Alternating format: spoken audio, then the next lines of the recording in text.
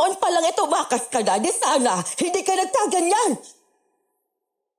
Alam mo ba, Lorna, yung asawa mo si Berto, may inuwing babae sa bahay niyo. Grabe, batang-bata pa talaga. Ibig sabihin, mas pinalalakas ko pa yung sumpa sa akin?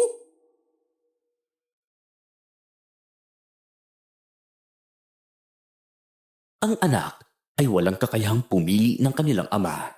Pero ikaw na babae, ikaw ang may kakayahang pumili ng magiging ama ng iyong anak. Minsan, dahil sa pag-ibig, marami ang naging bulag. Lahat isinasakripisyo alang-alang sa pagmamahal. Kagaya ko, iniwan ko ang lahat.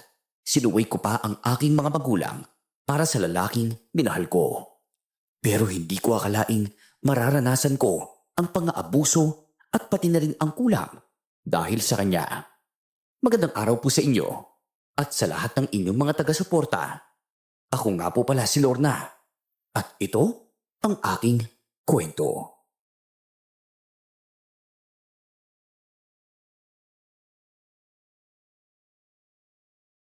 Tama na! Ang sakit na ng ulo ko, bitiwan mo na buhok ko! Alam mo, Lorna, ikaw talagang babae ka. Hindi ka natututo eh. Hindi ba sinabi ko sa'yo? Huwag mo akong susundin sa inuman. Pinagtawanan tuloy ako ng mga tropa. Akala nila undernesaya ako sa'yo eh. Sinundo lang naman kita kasi nag-aalala ako sa'yo, Berto. Kapa, nag-alala ka pa talaga ha? Hoy, bakit? Sa tingin mo walang nag-aalala sa akin pag lasing ako ha? Meron! Babae pa nga eh. Kaya tandaan mo to ha. Yan na ang huling beses mong susundin ako sa inuman. Pag inulit mo ba yan, papatayin talaga kita. Tay, tama na po! Nasasaktan na po si nanay! Tumahimik ka nga dyan, bata ka! Balik ka dito. At huwag mo akong tatawagin tatay. Dahil hindi kita anak! Ano ba yung sinasabi mo, Berto? Anak mo si Ane! Saktan mo na ako kung gusto mo pero huwag ang anak natin! Hindi ko anak yan! Ikaw kasi ang landi mo eh! Bangalay ka ba kung nilaloko mo lang ako, ha? Nakakabwist kayo mag-ina! Kung hindi lang ako nagpipigil, matagal ko na kayong pinatay! Bitiwan mo, anak! O yan! Sama kayong dalawa dyan!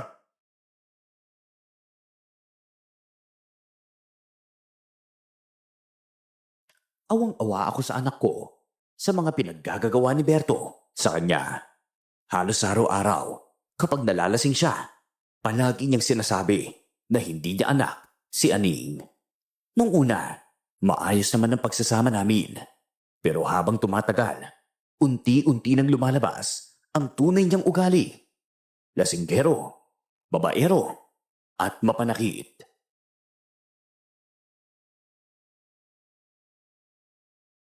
Nay, bakit po ganyan si tatay sa atin? Parang hindi niya tayo mahal. Ang dami mo na pang pasao. Kahapon binugbog ka niya ulit, tapos ngayon ganito na naman. Hayaan mo na, anak. Ganyan talaga ang tatay mo. Pero alam mo, Aning, mas mabuti pa siguro kung iwan na lang natin siya. Natatakot na akong baka mapatay niya tayo. Lalo na ngayong parang wala na tayong halaga sa kanya. Nay, umuwi na lang po tayo sa probinsya niyo. Doon na lang po tayo. Uuwi tayo doon. May tiyahin naman ako sa probinsya at alam na niya ang lahat. Sinabi ko na sa kanya na binubugbog ako ni Berto. Siya ang nagsabi na umuwi na lang daw ako. Pero Nay, huwag na lang po tayo magpaalam kay tatay. Baka hindi niya na tayo payagang umalis eh. Tama ka, anak. Hindi niya kailangang malaman. Aalis tayo ngayon mismo habang maaga pa. Sigurado akong babalik pa yun sa bahay ng kaibigan niya para mag-inuman na naman. Kasama pa yung babae niya.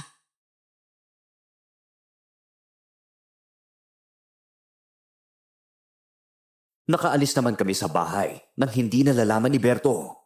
Umuwi ako sa probinsya at halos hindi makapagsalita si Tiyang Susana nang makita niya ang mga pasako.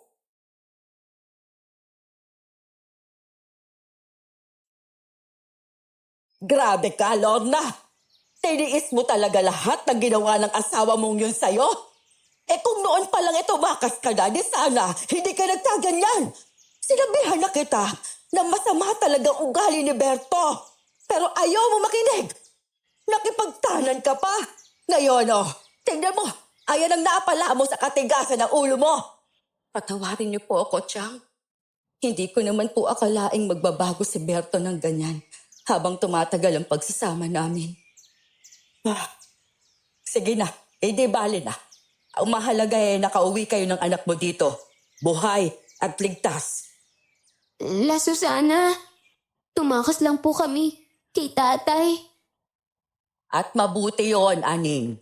Hindi na kayo babalik doon sa tatay mong walang kwenta. Lalo ka na, Lorna, ha? Baka kasi kapag sinuyo ka lang ni Berto sumama ka na naman. Martir ka pa namang babae. Hindi na po, Chang. Nadala na talaga ako. Hindi lang siya lasenggo. Babaero pa. Sobra na po talaga. Buti naman, natatuto ka na. Sige, may pagkain ako sa kusina. Kayo na muna ni Aning ang bahala sa sarili nyo, ha? Pupunta lang ako sa bukid. Titignan ko lang yung mga tanim kong mais doon.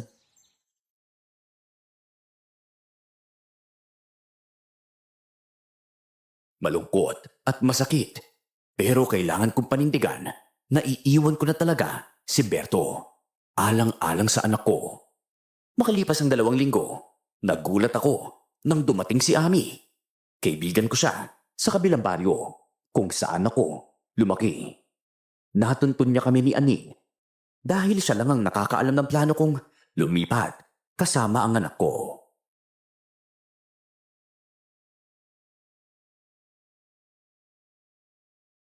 Alam mo ba, Lorna, yung asawa mo si Berto, may inuwing babae sa bahay niyo. Grabe, batang-bata pa talaga. Talaga. Hindi man lang ba niya kami hinanap? Hindi nga Sa totoo lang nagsisigaw pa siya. Nagpapasalamat pa raw kasi sa wakas, umalis na kayo. Nakakahiya. Ang daming naiinis sa kanya. Ang ingay pa sa bahay niyo. Ay, gabi-gabi. Ang lakas ng tugtog sa radyo. Akala mo may piyesta. Bahala na siya sa buhay niya kung diyan siya masaya. Basta ako, ang iisipin ko na lang ang kapakanan ng anak ko. Tama yan. Tsaka nga pala baka may kakilala ka dito na gustong bumili ng mga muebles na nilalako ko. Kaya rin ako napadpad dito, no? Kasi magbibenta ako sana. Ganun ba? Sige, ipapakilala na lang kita kay Chang Susana. Baka may matulungan ka pa doon. Uy, salamat Pero alam mo, Lorna, mas mabuti talaga kung dito na lang kayo. Kahit papano ligtas ka na. Wala na nang bubugbog sa'yo gabi-gabi. Ang kapal pa naman ng mukha ng Berto na yun. Kung ako sa'yo talaga, hiwalayan mo na yan.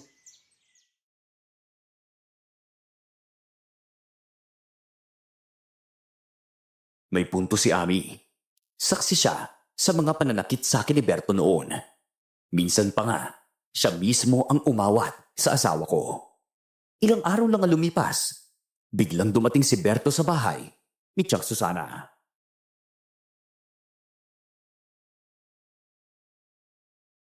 Umalis ka na, Berto! Hindi ka namin kailangan dito sa bahay na ito. Kung maaari lang, huwag mo lang guluhin ang pamangkin ko, pati ang apo ko. Hindi naman kayong pinunta ko rito Asawa ko at anak ko ang hinahanap ko. Kaya huwag kayong humaharang-harang sa dinaraanan ko. Chang! Hayop ka, Berto! Pati si Chang sinaktan mo! Hanggang kailan ka ba magiging ganyan? Wala ka talagang pagbabago! May gana ka pang pumunta rito!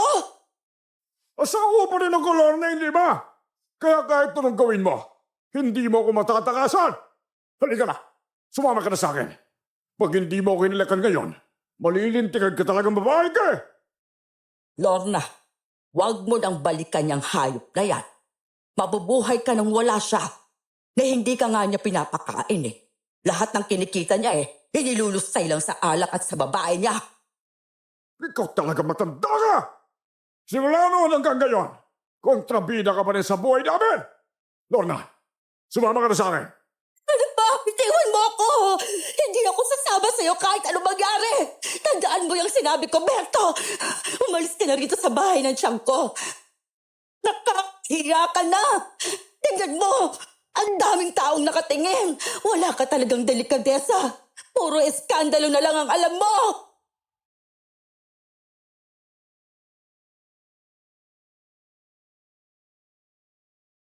Hindi pa rin niya ako binitawan. Buong lakas niya akong hinila, kaya muntik na akong madapa. Pero nakita ko si Chang. Pumulot siya ng malaking kahoy at biglang hinampas sa likod ni Berto. Susuntukin sana ni Berto si Chang, pero inawat na siya ng mga kalalakihan.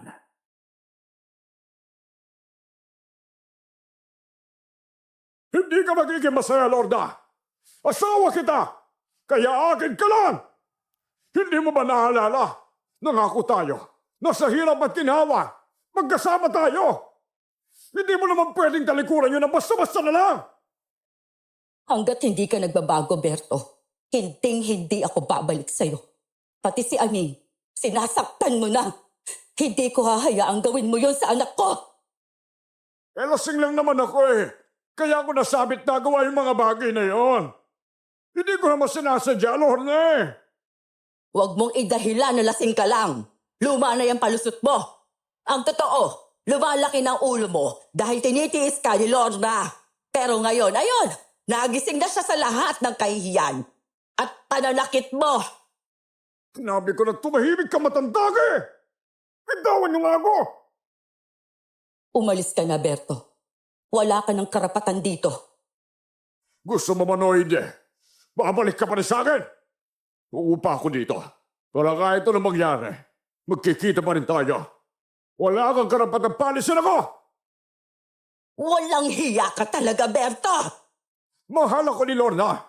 At kahit anong gawin mo, Chang, hindi mo siya may lalayo sa akin. Kontrabida ka talaga sa buhay namin mag-asawa!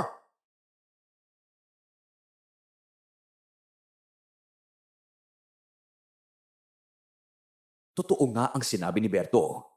Umupa siya ng bahay sa baryo kung saan kami nakatira. Hanggang isang araw, dumating din si Ami sa bahay ni Chang Susana. Nakikiusap siya kung pwede daw muna siya makitira doon pansamantala. Hindi man kita lubusang kilala, Ami, pero sabi ni Lorna, mabuti ka raw niya kay. Pasensya ka na ha. Maliit lang talaga itong kubo namin. Pero kung gusto mo may kakilala akong nagpapaupa ng bahay. Kaya lang, nandun din yata umuupa si Berto. Ano? Si Berto? Nandito na rin siya? Oo nga, nakakainis talaga. Noong nakaraang linggo pa siya dumating, nagmamakaawa pa na balikan ko. Ikaw, bakit ka ba lumayas sa inyo? Kasi, alam mo naman yung asawa ko, walang pinagkaiba kay Berto. Ay, magkaibigan pa nga sila, di ba? Kung ikaw nga kaya mong hiwalayan si Berto kahit may anak kayo. Ako pa kaya na wala? Sawa na ako, Lorna. Halos gabi-gabi amoy alak yung bahay namin. Habang ako, nagkakandakuba kakalako ng muebles. Yung kinikita ko, pinang-iinom lang niya. Nakakasawa na. Pareho talaga kayo ni Lorna. Pareho kayong bigo sa paghahanap ng matinong lalaki. Kaya nga ako, pinili ko na lang na huwag mag-asawa. Sa panahon ngayon, kailangang matalino ka sa pagpili. Kasi, totoo yan lahat. Pwede mong mahalin, pero hindi lahat responsable. Mas mabuti pa siguro, ihatid mo na si Ami doon sa paupahan. Kaya lang, baka magkita kami ni Berto doon. Baka sabihin pa niya sa asawa kung nandito ako, no? Pero sige na lang, kahit anong gawin ng lalaking yun, hindi na ako babalik sa kanya. Nay! Tulungan niyo po ako! Aning! Diyos ko! Aning! Ano nangyari sa'yo? Oh, bitiwan mo ang anak ko! Kung ayaw mo sumama sa akin, kukunin ko anak ko. At wala kang magagawa doon! Puisit ka, Berto! Sinaktan mo na nga ako sa loob ng bahay ko! Ha? Ito ang sa'yo, ha? Sasaksakin talaga kita! Pagkawalan mo na si Aning, Berto! Natatakot na ang bata sa ginagawa mo! Lord na naman kasi, bumalik ka na sa akin! Ayusin na natin to, ha? Babawi ako sa inyo ni Aning. Amin ako, oo. Nung babae ako. Pero iniwan ko na silang lahat. Gusto ko lang magsimula ulit. Kasama kayo. Wala ka nang aasahan, Berto. Hindi na kita babalikan. Pagod na ako sa kaiiyak, sa takot, sa pag-unawa. Wala na akong lakas para sa'yo. Ang natitira na lang sa akin, para kay Aning na lang. May anak tayong dalawa, Lorna. Gusto kong buuin ulit ang pamilya natin. Sabi ko nang ayoko na, di ba? Bitiwan mo ang anak ko! Mga kapitbahay! Tulungan niyo kami! Kinikendap ng lalaking taong anak ko!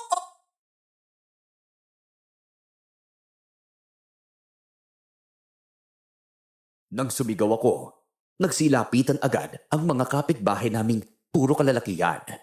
Natakot si Berto, kaya binitawan niya si Aning at mabilis na tumakbo, palayo. Dahil doon, tuluyan na akong nawalan ng tiwala na iwan ang anak ko sa bahay. Nangako naman ng ilang kapitbahay na kapag nakita nila si Berto, poprotektahan nila kami. Nang tanghaling yon, sinamahan ko si Ami sa paglalako ng mga muebles. Habang naglalakad kami, napagkwentuhan namin ang tungkol sa mga asawa naming pare-parehong walang kwenta.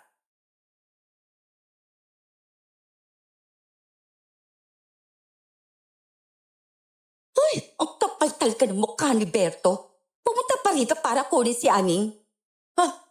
Kung bata-bata pa yung anak mo, siguro nadala niya na. Pero 10 taon na si Aning. Marunong na. Alam na niyang mali ang ginagawa ng tatay niya. Oo nga, Ami. Hindi ko nga maintindihan kung bakit nandito pa rin siya. Nung magkasama pa kami, palagi niyang sinasabi na hindi na niya ako mahal. Pero ngayong nilayasan ko siya, bigla siyang naghahabol. Ang labo, di ba? Ganyan talaga sila. Huli na palagi. Doon na nila marirealize na mahalaga ka pala sa kanila kapag wala ka na. Yung asawa ko naman, hindi nananakit. Pero mas masakit pa sa kutsilyo yung mga salita niya. Kesyo, pokpok daw ako noon. Wala namang katotohanan yun. Nakakasakit din yung ganun ha, Lorna? Bakit kaya ganun ano? Parang malas talaga tayo sa pag-ibig. Hayaan mo na. Ipakita natin sa kanila na kung hindi nila tayo kailangan, mas lalo't higit hindi rin natin sila kailangan, no?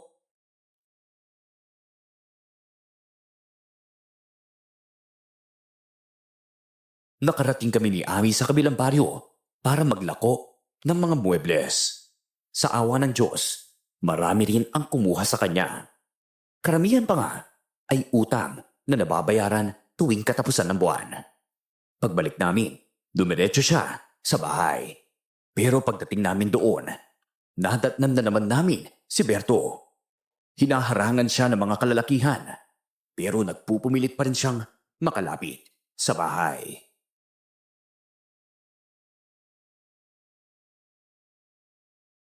Ikaw na naman, Berto. Hindi ka ba nagsasawa?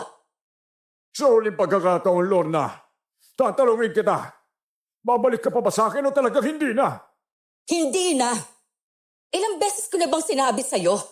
Paulit-ulit ka na lang. Wala nang babalik, Berto. Aba, para may kinalaman ka rito, Ami, ano? Palibasa, sinusulsulan mo ang asawa ko, kaya lalong lumalala ang lahat. Hoy, wag mo akong idamay sa gulo niyo, Berto, ha? Kayo may problema, wag mo akong isali dyan. Tandaan mo to, Lorna. Kapag hindi ka bumalik sa akin, gagawa ko ng paraan para hindi ka na mapakinabangan ng ibang lalaki. Eh di gawin mo!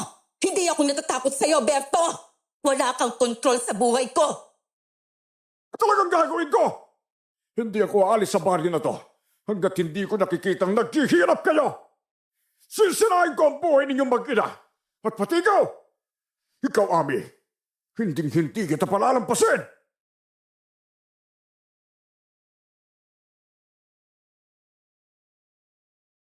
Simula noon, hindi na nga nagpakita sa akin si Berto. Pero alam kong hindi pa rin siya umaalis sa baryo.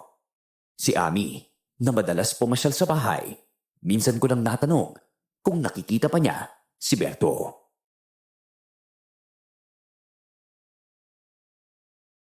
Alam mo, Lorna, yung asawa mong si Berto, hindi ko pa nakikitang lumalabas doon sa inuupahan niya. Ewan ko ba kung anong nangyari? Kinausap ko pa nga yung may-ari ng paupahan eh. Tinanong ko kung nakikita pa raw nila si Berto. Akala ko pa nga baka nagpakamatay na siya. Pero sabi ng may-ari, tuwing kinakatok daw nila, lumalabas naman siya.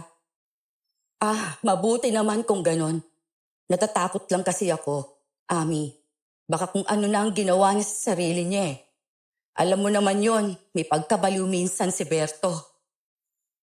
Kung magpakamatay man niyang lalaking yan, ano ngayon? Bakit mo pa iniisip? Isipin mo, Lorna, ilang beses ka na niyang sinaktan. Wala yang kwenta, anak. Chang, tatay pa rin po siya ni Aning.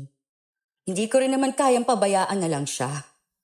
Ewan ko ba, ilang gabi na akong nananaginip tungkol sa kanya. Parang may masama talagang nangyayari kay Berto. Baka kailangan ko siyang puntahan, Chang. Oy, sige! Kung gusto mo puntahan, edi puntahan mo. Pero tandaan mo, habang naaalala mo pa rin si Berto, lalo ka lang niyang iniisip na mahina ka. Ikaw mismo ang nagbibigay sa kanya ng dahilan para ulit-ulitin kang saktan. Tama si Chang mo, Lorna. Hayaan mo muna siya. Mas lalo lang lalaki ang ulo ng taong yun kapag pinuntahan mo pa. Kalmahin mo muna ang sarili mo.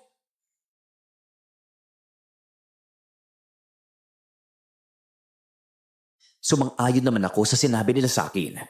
Kaya hindi ko na kinamusta si Berto. Pagsapit ng gabi, nagpapahinga na kami ng anak ko. Pagod ako sa maghapon kong pagtatrabaho sa bukid, kaya maaga akong nakatulog. Pero nagising na lang ako sa malakas na sampal ni Tiyang Susana ng gabing yun.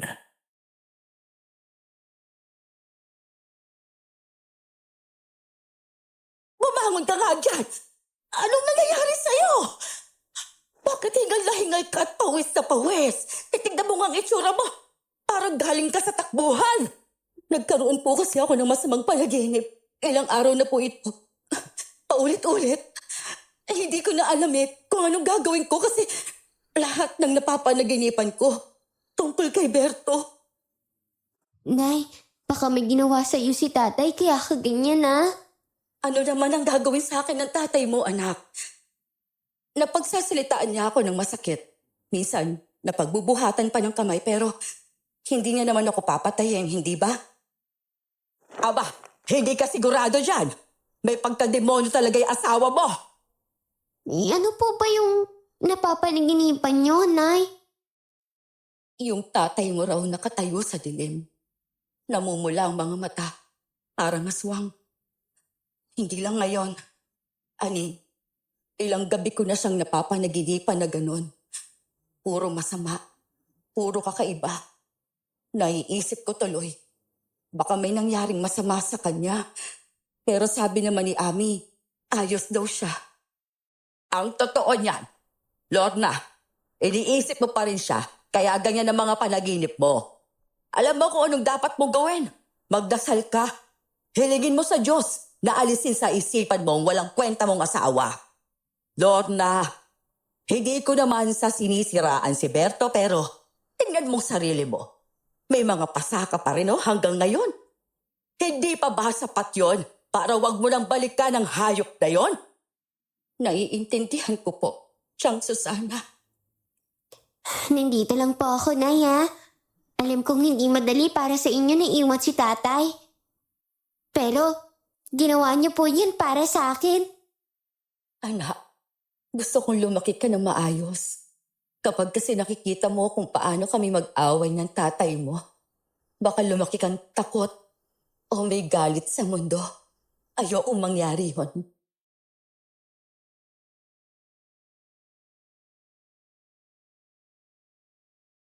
Napatingin ako sa orasan.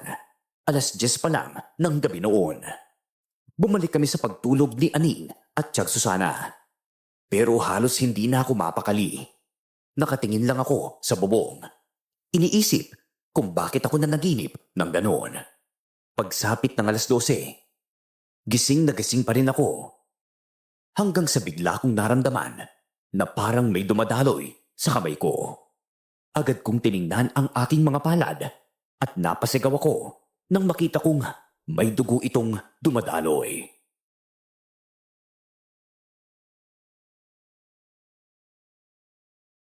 Gumising po kayo! Chang, may dugo sa kamay ko! Ah, ano na naman ba, Lorna? Alas 3 pa lang na madaling araw naman. Ay, inaantok pa. Ay, ano ba yan?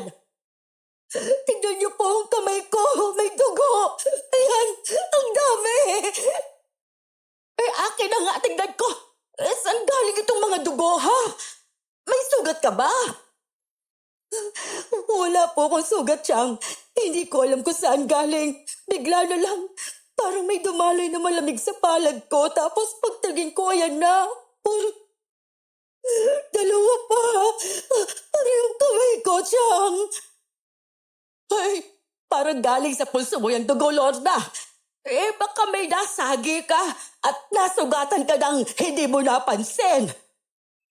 Oo nga po Teka lang. Chang, nararamdaman niyo ba? Lumalakas yung hangin. Anong hangin? Paanong papasok ang hangin dito Sarado ang mga bintana natin. Ang kakapal pa ng mga kurtina. Nagsisitayuan yung balahibo ko. Tsaka, ano ba? Huwag kang bumulong sa akin, Berto. Tigilan mo na ako. Lorna! Anong sinasabi mo? Ha? Lorna! Lorna!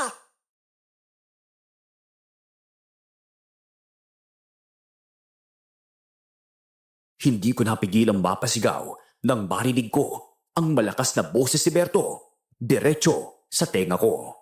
Pilit kong tinakpan ang dalawang tenga ko, pero lumulusot pa rin ang lasing niyang boses. Ilang minuto ang lumipas, bigla rin itong nawala at tila bumalik sa normal ang lahat.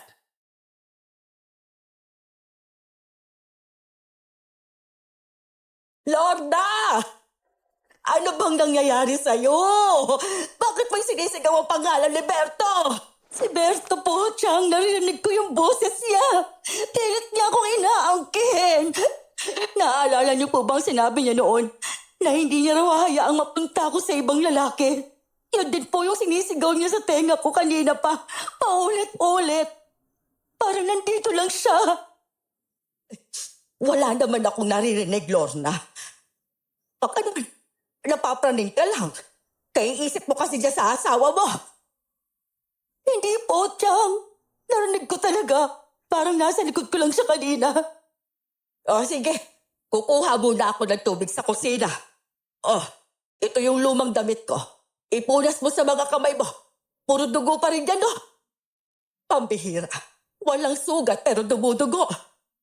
Parang imposible mangyari yan. Ano po kaya ito, Chang? Ano nangyayari sa akin? Hindi ko rin alam, anak.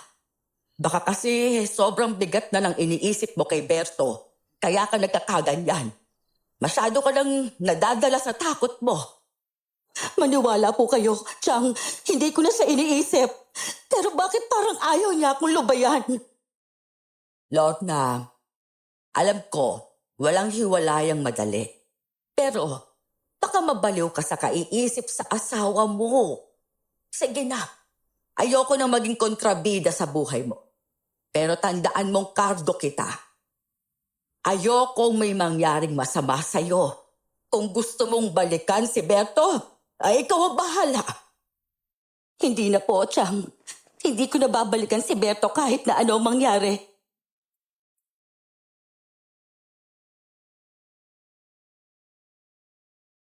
Papanindigan ko ang desisyon kong hindi na babalikan si Berto. Pero hindi ko makakailang naroon pa rin ang pagkaalala ko para sa kanya. Hindi ko rin maintindihan kung bakit ako dinadalaw ng mga bangungot at takot gabi-gabi. Pagsapit ng umaga, dumalaw si Ami sa bahay.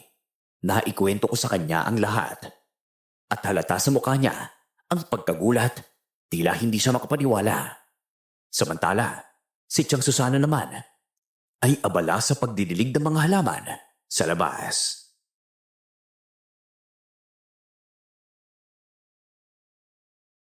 Baka naman may ginawa si Berto sa'yo, kaya ka nagkakaganyan ha, Lorna? Parang may kakaiba talaga sa'yo nitong mga araw na to eh. Hindi ko na rin alam, Ami. Hindi ko na maintindihan kung ano ang dapat kong gawin. Naalala mo ba yung huling pagkikita namin ni Berto? Doon nagsimula lahat. Doon ako nagsimulang bangungutin gabi-gabi. Kung patay na siya, maiintindihan ko pa pero hindi naman, di ba? Tama ka. Pero anong plano mo ngayon? Kakausapin mo ba siya? Hindi. Wala na kaming dapat pag-usapan. Pero minsan naiisip ko, baka kinakarma ako. Baka pinagbabayaran ko yung paglayo ko sa asawa ko. Hay nako, Lorna! Sus Mariosep ka naman, babae ka. Bakit ka kakarmahin, ha? Wala ka namang ginawang masama. Naging mabuti kang ang asawa eh. Siya ang may problema, hindi ikaw. Sa tingin mo ba, tama itong ginagawa ko na iniiwasan ko si Berto? Alam mo, Lorna, may sarili kang isip. Ikaw lang ang makakasagot niyan. Pero tanungin mo ang sarili mo, kaya mo pa ba siyang tanggapin? Sa kabila ng lahat ng ginawa niya sa'yo?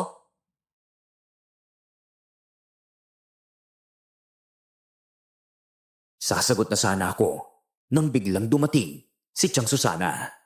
Lungkot ang mukha ng matanda, nakapamewang at nakatitig sa amin ng matalim.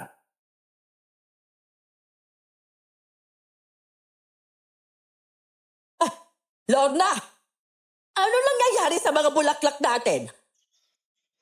Nalangalantang lahat. Nasaan na si Aning? Siguro may ginawa siya. Baka may inilagay sa mga bulaklak kaya namatay. Siyang, imposible naman po yun. Tignan mo na lang doon sa labas. Aning! Aning! Halika nga rito! Bakit po? La Susana, Umamin ka nga, ha? Anong ginawa mo sa mga bulaklak ko? Tingnan mo to. Nalalanta na mga dahon para mamamatay na lahat. wala po akong ginawa, La. Wala po talaga. Chang, baka naman po dahil sa panahon kaya nagsilantahan ng mga bulaklak ninyo. Mainit ang simoy ngayon. Baka natuyuan lang sa araw. Hapon lang eh! Sariwa pa silang lahat. Ngayon bigla na lang nalanta. Aba, ay napaka-imposibleng mangyari yon. Para may kakaibang nangyari talaga. Lorna, mahal ko! Nandito na ako, Lorna. Bumalik na kayo sa akin ang anak natin.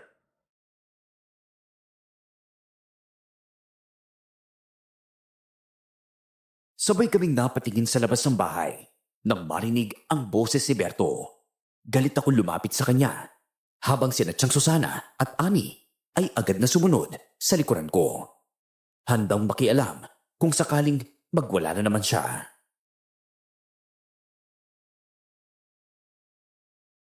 Ano, Lorna? Hanggang ngayon, hindi ka pa rin nakakapag-isip, ha? Hindi ba sinabi ko na sa'yo na hindi kita titigilan? Tigilan mo ako, Berto! Kahit sa mga panaginip ko, ginugulo mo pa rin ang buhay ko! Kailan ka ba titigil, ha? Bumalik ka na kung saan ka galing doon sa mga babae mo! Nakakapagod ka na! Nakakainis ka na! Darating din ang araw, Lorna. Babalik ka rin sa akin. Akin ka lang, ha? Narinig mo? Akin ka lang! Hindi kita hahayaang mapunta sa ibang lalaki. Tandaan mo, may sumpaan tayo!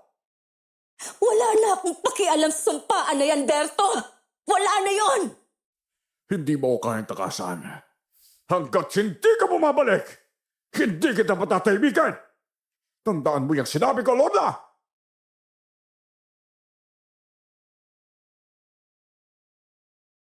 Sa paraan ng pananalita ni Berto, hindi ko maiwasang isipin na may kinalaman siya sa mga nangyayari sa akin. Ang mga bangungot ko, pati na ang mga pagdurugo ng mga palad ko. Pakiramdam ko, siya ang may gawa niyon.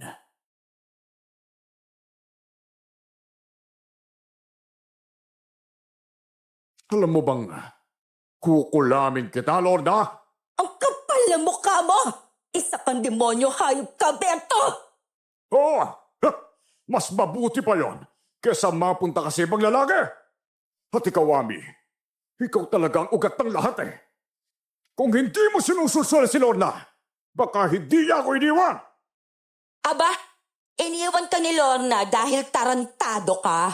Basagulero ka na, babaero ka pa, tapos batugan. Anong akala mo kay Lorna? Martir? Kung tutusin, bukod sa ang ganda-ganda niya, ang bata pa niya para tiisin ang lalaking katulad mo. Sinasabi ko na nga ba eh. Simulat sa Paul, wala ka ng ibang gustong gawin, kundi sirain ang buhay namin mag-asawa. Sirain? Ako pa? Ikaw tong nangira sa sarili mong pamilya, Berto. Tama na, Berto. Huwag mong sisihin si Ami sa mga kalokohan mo. Pare-pareho lang kayo ng ugali ng asawa niya. Mga walang kwentang lalaki. Siya ang dahilan ng lahat. Kaya mo ako nahuling may babae dahil siyang nagsumbong sa'yo. Kaibigan ko si Lorna. At bilang kaibigan, may karapatan siyang malaman ng kahayupan mo. Hindi ako sumira sa inyo, Berto. Ikaw mismo. Akmang sasampalin ni Berto si Ami, pero mabilis akong pumagitna. Hindi ko hayaang masaktan niya ang kaibigan kong tapat at tunay na nagmamalasakit sa akin. Sige, ituloy mo. Nakikita mo yung mga lalaki dyan, ha? Ipabubugbog kita sa kanila. Lorna, nagpapakumbaba na ako.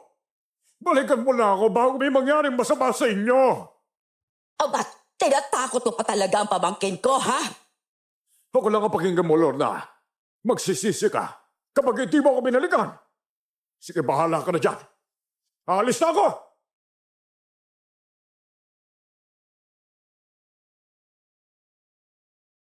Tama si Ami noong una. Kahit papano ay naging maayos na ang kalagayan ko mula nang hindi ko na nakikita si Berto. Pero simula nang bumalik siya, doon na nagsimulang magulo ang isip ko. Akala ko titigil na ang masasamang bangungot at ang pagdurugo ng mga palad ko. Pero habang tumatagal, lalo lang itong lumalala. Hanggang sa isang gabi, nagising ako. Pawis na pawis, halos hindi makahinga. Parang sinasakal ako ni Berto.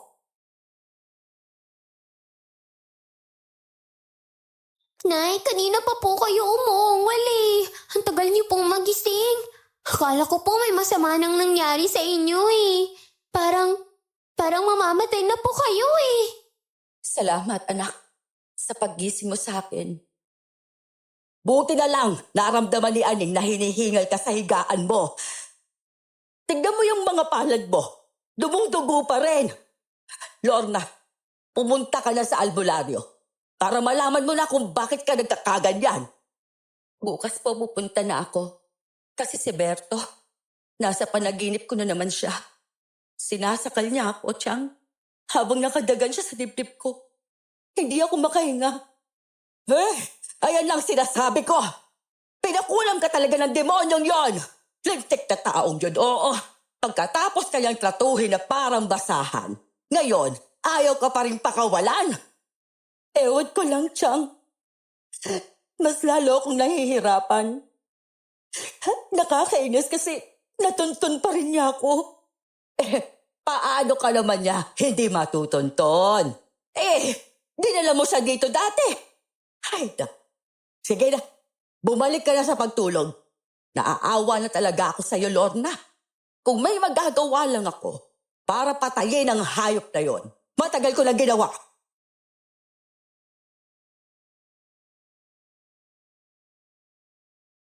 Pagsapit ang umaga, itinuro sa akin ni Tiyang Susana kung saan nakatira si Mang Elio, ang albularyo sa kabila ng baryo. Niyaya ko si Aning na samahan akong puntahan ang bahay ng matanda. Sumama naman siya, pero halata sa mukha ng anak ko ang lungkot at takot sa mga nangyayari.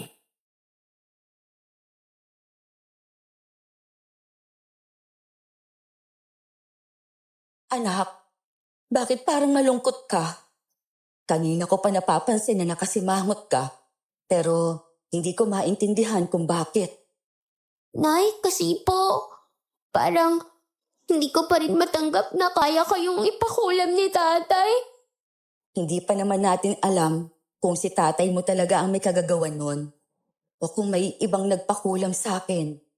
Tsaka, hindi pa nga tayo nakakapunta kay Mang Elyong, di ba?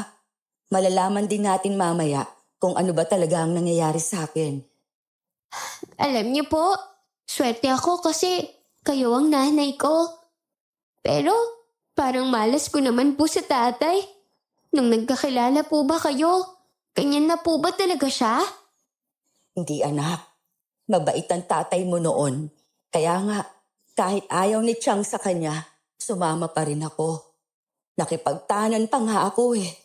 Pero nagbago ang lahat nang nagkaanak na kami. Lalo na nung nakilala niya yung asawa ni Ami. Niyaya siyang uminom sa beer house hanggang sa nasanay. Ayun, tuloy-tuloy na sa bisyo. Inom, sigarilyo, lahat. Minsan po pala, hindi rin maganda yung masyadong maraming kaibigan, no? Maganda naman, anak, yung mga kaibigan, basta marunong kang pumili. Yung tatay mo kasi, kahit sino na lang, tinuring na kaibigan. Hanggang sa natuto na rin siya sa mga bisyo nila. Pero huwag kang mag-alala, anak. Magiging maayos din ang lahat.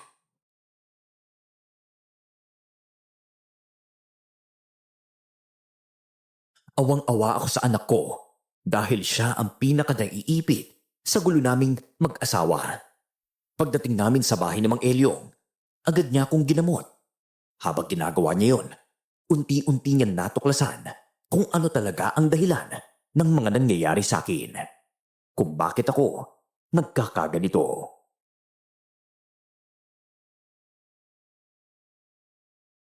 Kaya ka nagkakaganyan kasi may kumokontrol sa'yo. Isang kulam. Ang tawag sa ginawa sa'yo ay mangkukulam na hiwalay. Dumudugo ang parte ng katawan mo kahit wala namang sugat. Yan ang epekto ng kulam na yan. At yung mga bangungot mo, hindi rin yan basta panaginip lang. Iyon nga po yung nangyayari sa akin. Diyos ko, alam niyo po ba kung sino ang kumulam sa akin? Malalaman ko yan kapag nakaalis ka na. Abay hindi madaling tukuyin kung sino ang nagpakulam eh. Kailangan ng tamang oras at ritual para matuntun ko kung saan nanggagaling ang kulam na dumikit sa iyo, Lorna. Tulungan niyo naman po ako, Mang Elyong. Parang yun na pong awa.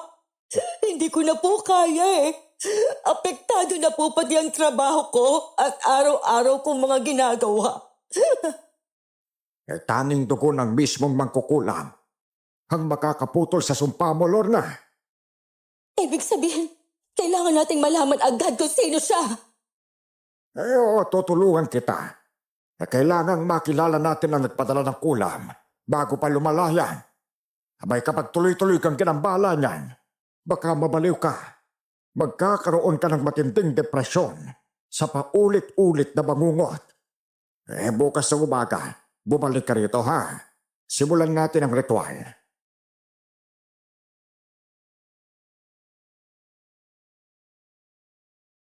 Tumango ako sa matandang lalaki at agad kaming umalis ni Aning mula sa bahay niya. Pagdating namin, kaagad kong ikinuwento kay Tiyang Susana ang lahat ng sinabi ni Mang Elyong. Malakas ang kutob niya, si Berto raw ang nagpadala ng kulam sa akin.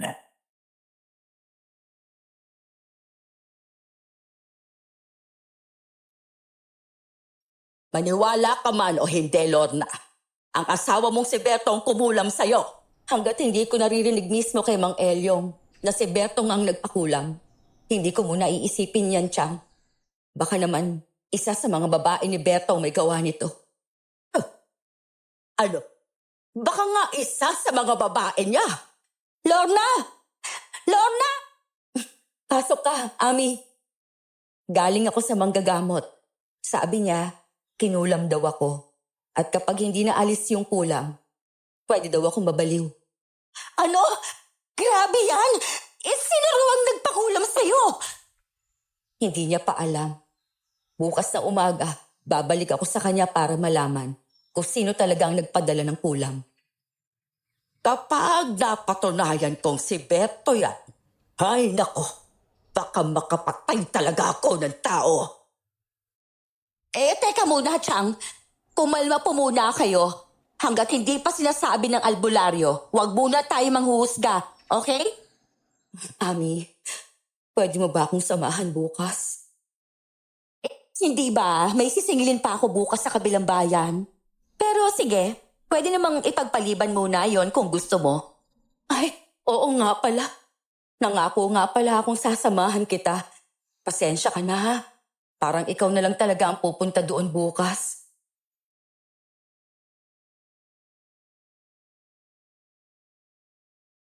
Pagkaumaga noon, pumunta ako sa bahay ni Mang Elio at hinalikan ko ang kamay niya bilang paggalang.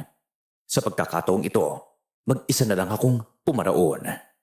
Pinaliwanag sa akin ni Mang Elio ang lahat, kung ano ang ginamit para kulamin ako, kung paano ko may pagpapatuloy ang paghilom mula sa ginawa ni Berto.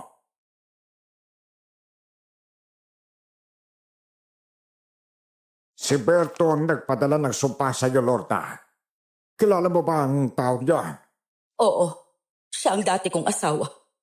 Nakipaghiwalay ako dahil sa pambubugbog niya sa akin. Pero mukhang hindi niya matanggap. Ginamit niya ang buhok at litrato mo para kulamin ka. Sinubukan kong salagin ang kulam at ritual na ginawa niya pero hindi kita lubusang mapalaya. Ito lang muna ang maibibigay ko ha. Isang rosaryo na may basbas ng babaylan. Makakatulong ito para mapigilan ang mga masasamang bangungot mo. Para kahit papano, hindi ka tuluyang masiraan ng loob. Ibig sabihin, hindi niyo ako kayang pagalingin?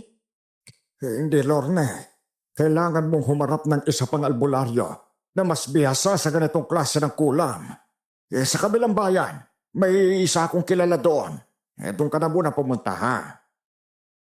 Pero, Mang Elyong, hindi na ako makakapunta pa doon. Kayo na lang po ang pag-asa ko. Patawad, Lorna. Makiusap ka na lang sa kanya o baka may paraan pang mapatawad ka ng taong nagpadala ng sumpa. Sa totoo lang kasi, ngayon lang ako nakaharap ng ganitong uri ng kulam. Kadalasan kasi, mga ginagambala lang ng engkanto o kaluluwag ligaw ang mga ginagamot ko. Oh, ano lang gagawin ko? Tanggapin mo na lang ang rosaryong to, ha? Hawakan mo yan palagi. Makakatulong ito sa'yo kahit kaunti lang. Nalungkot ako ng mga sandaling iyon. Akala ko mawawala na ang kulam. Pero sabi ni Mang Elyong, hindi niya kinakaya ang lakas ng pangkukulam ni Berto sa akin. Matagal kaming nagsama ng asawa ko, pero hindi ko kailanman inisip na marunong pala siyang mangkulam. Pagbalik ko sa bahay, sinabi ko kay Tiang Susana na hindi ako kayang tulungan ni Mang Elyong.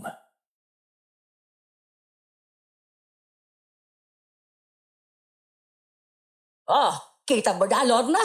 Hindi talaga ako nagkamali. Siya talagang dahilan kung bakit ka nagkakaganyan. Tinutuon niya pala yung sinabi niya. Nakukulamin niya ako. Hindi man lang niya inisip kung anong mangyayari kay Aning kung sakaling may masama sa aking mangyari. Utak demonyo talaga yung asawa mo. Ang dami-daming matinong lalaking nanligaw sa'yo noon eh. Siya pa talaga ang pinili mo. Chang, huwag na po nating balikan yung mga tapos na. Wala na rin namang mangyayari kung iisipin pa natin yun. Oo na nga.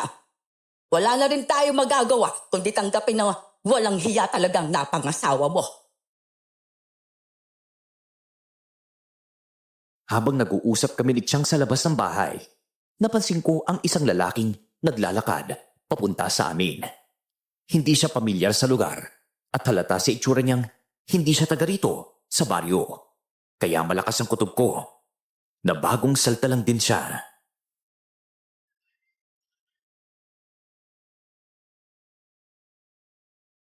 Magandang araw po. Kayo po ba si Lorna? Oo, ako nga. May kailangan ka ba? Ako nga po pala si Felix, pamangkin ni Tio Berto.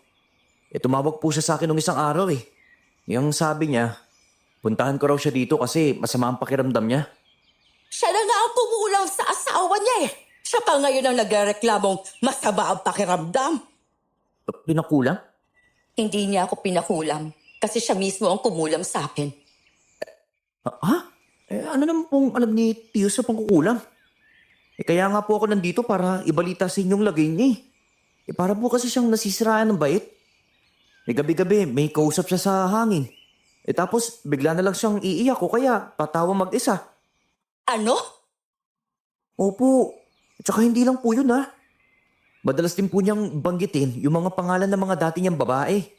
Sina Jenny, Lynn. Sinasabi niyang namatay raw si Jenny sa kakaibang sakit. Tapos si Lynn naman daw tumalon sa bangin. Lahat daw sila mga naging karelasyon niya Kinakarma na siguro si Berto sa mga ginawa niya.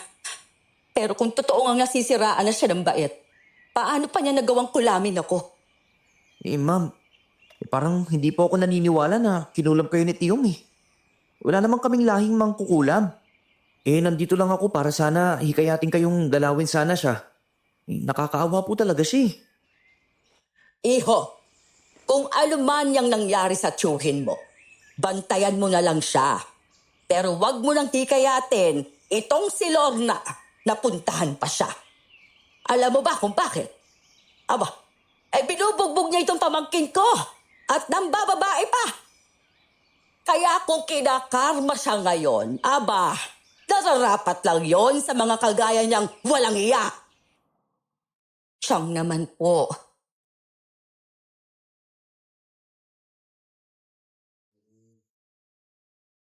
Nakapagdesisyon na ako.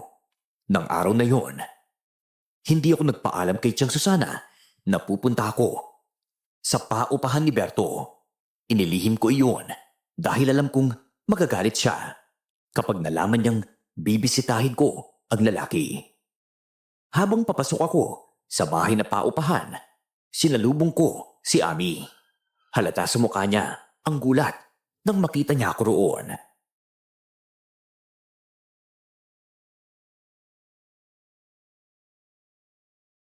Anong ginagawa mo dito? Alam mo ba, si Berto nagwawala kagabi.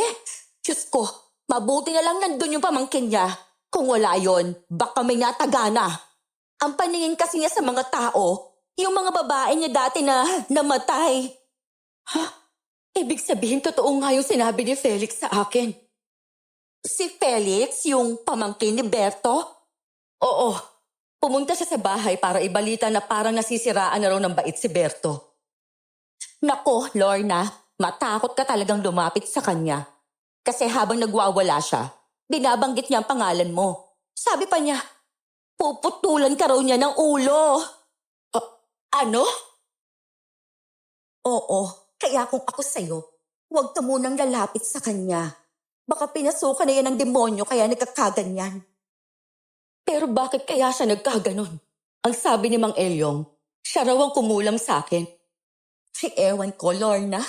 Pero sabi ng iba, kapag nangulam o nagpakulam ka ng tao, ibig sabihin daw, binibenta mo ng kaluluwa mo sa demonyo.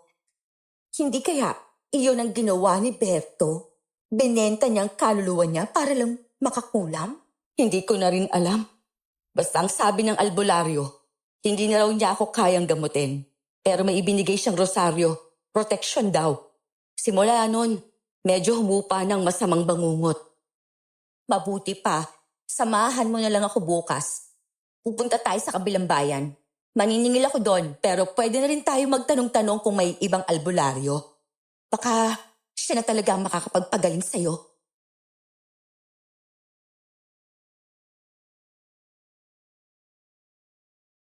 Sa takot, hindi ko na itinuloy ang pakikipagkita kay Berto.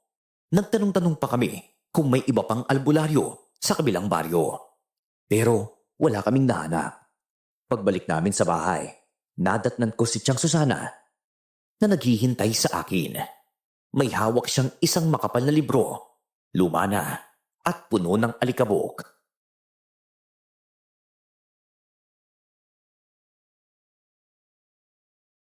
Chang, ano po yung hawak nyo? Mukhang lumang libro na yan ah. Ito. Libro ito ng lola mo noon. Madalas niya itong basahin kapag masama ang pakiramdam niya. Lalo na kapag pakiramdam niya kinukulam siya. Mga orasyon ang laman nito. Naalala ko lang. Baka sakaling makatulong sa'yo. Saan po ako dito magsisimula magbasa? Oh, ayan, dito. Sa unang pahina. Ang pamagat. Pagbalik ng kulam. Oh, subukan mo lang, Lorna. Malay mo, mawala yung bigat at takot na nararamdaman mo. Wala namang masama kung tatangkain mo. Sige po, Chang. Susubukan kong dasalin yung mga nakasulat mamaya. Siguro, nabalitaan mo nang nangyari sa asawa mo. Hinahabol daw niya ng itak ang mga dumadaan sa harap ng bahay na inuupahan niya. Naikwento na sa akin ni Ami. Baka nga totoo. Nasisiraan na talaga ng ulo si Berto. Kung dati, aaminin ko, masaya ako sa nangyari sa kanya. Ngayon, parang nakakalungkot na rin isipin, pwedeng sabay mawala ang mga magulang ni Aning. Ikaw, kinulam. Si Berto naman, kinarma. Ano ba itong nangyayari sa pamilya natin?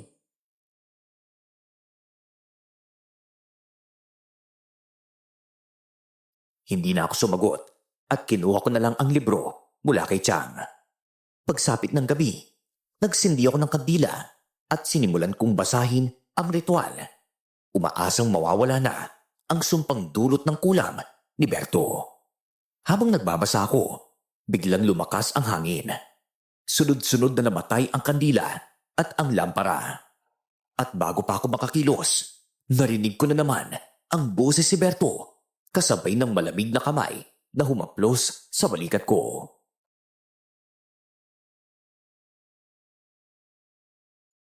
Chang, gumising po kayo! Ay, bakit, Lorna?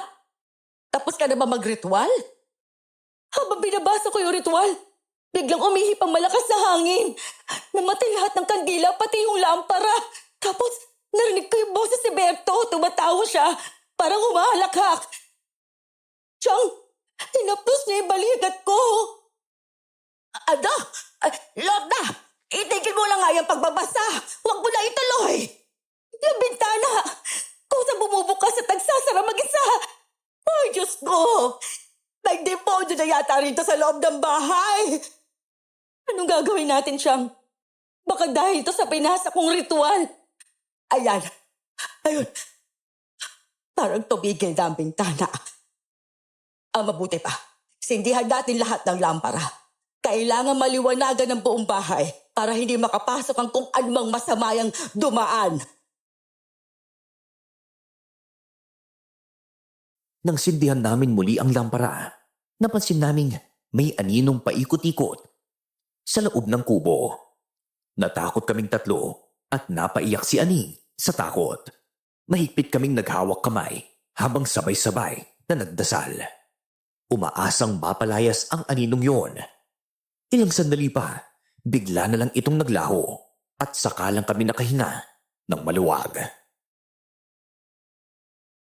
Bukas, pumunta ka sa albularyo, Lorna. Dalhin mo yung libro na yan. Ipakita mo sa kanya yung binasa mong orasyon.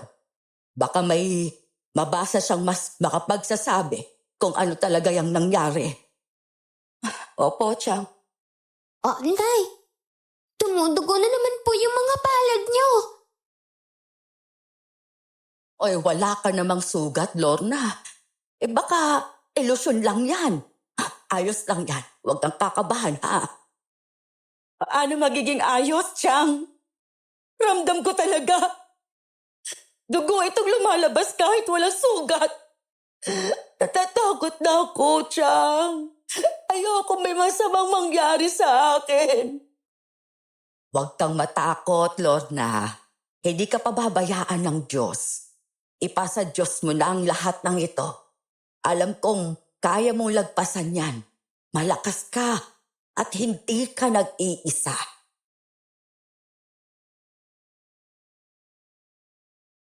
Kinaumagahan, maaga akong bumalik sa bahay ni Mang Elyong. Nagulat siya nang makita ang libro. Halatang hindi niya inaasahan. Sinabi ko sa kanya kung saan ito nanggaling. Kay Lola. Napailing siya at tila hindi makapaniwala na may ganoong klase ng aklat ang matanda.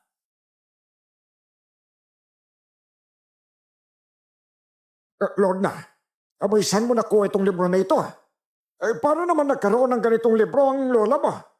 Ang alam ko kasi, itong klase ng aklat, pampalakas to ng kapangyarihan ng isang magkukulang. Oo, pampalakas naman kukulam. Pero bakit naman ganun? Ay, tingnan mo ta. Simula pa lang sa unang pahina, mga dasal at orasyon to na ginagamit ng mga mangkukulam para palakasin ang sarili nilang kapangyarihan. Nako, marami ka talagang hindi alam sa mga ganitong bagay, Lorna, no? Aba, hindi mo dapat binasa yan. Ang sabi kasi ni Chang, subukan ko lang daw. Binasa ko naman kasi akala ko, baka sakaling mawala na yung kulam ni Berto sa akin. Sobrang desperado na ako, Mang Elyong. Gagawin ko na talaga ang lahat, basta lang matanggal ito. Ayokong tuluyang masira. Nabalitaan ko, nasisiraan na raw ng bait si Berto. Oo, posible yon. May mga mangkukulam talaga na nababaliw kapag hindi na kaya ng katawan nila yung ritual na ginagawa nila. Baka nagkamali nga si Berto sa orasyon o sa pagsasagawa ng kulam sa'yo. Kaya siya nagkaganon. Ang mabuti pa siguro, itatapon ko na lang itong libro, Mang Elyong. Naku, tama yan, Lorna.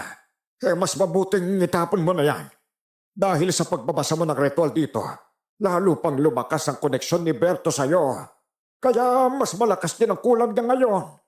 Ibig sabihin, mas pinalalakas ko pa yung sumpa sa akin? Oo, Lorna. Yung orasyon na binasa mo, hindi yun panlaban sa kulam. Ang totoo nga nagpapalakas yun ang ugnayan mo sa taong kumulam sa'yo. Ibig sabihin, mas madali ka na niyang maabot kahit sa isip lang. Nang sabihin niya iyon sa akin, lalo akong kinabahan. Dinala ko pabalik sa bahay ang libro at sa sobrang takot at inis, napagalitan ko si Tiang Susana.